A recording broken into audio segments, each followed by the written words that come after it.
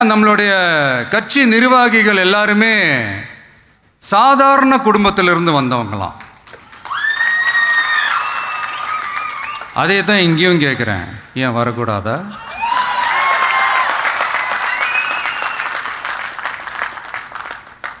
சாதாரண குடும்பத்திலேருந்து வந்தவங்க தான் பெருசாக சாதிச்சிருக்கிறாங்க.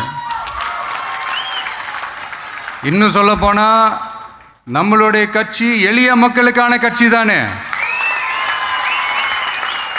அப்படி இருக்கும்போது நம்மளுடைய கட்சி நிர்வாகிகளும் எளிய குடும்பத்தை சேர்ந்தவங்களாக தான் இருப்பாங்க.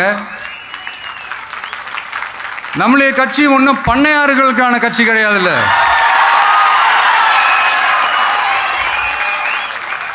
முன்னாடிலாம் அந்த காலத்தில் பண்ணையாருங்க தான் பதவியில் இருப்பாங்க. இப்போ கொஞ்சம் உள்டா மாறிடுச்சு, பதவியில் இருக்கிறவங்களாம் பண்ணையாராக மாறிடுறாங்க.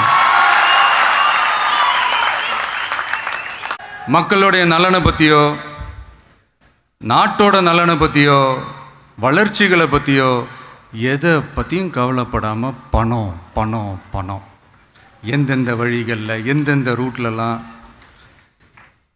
இப்படிப்பட்ட இந்த மைண்ட் செட் உள்ள இந்த பண்ணையார்களை அரசியலை விட்டே அகற்றுவது தான் நம்மளுடைய முதல் வேலை.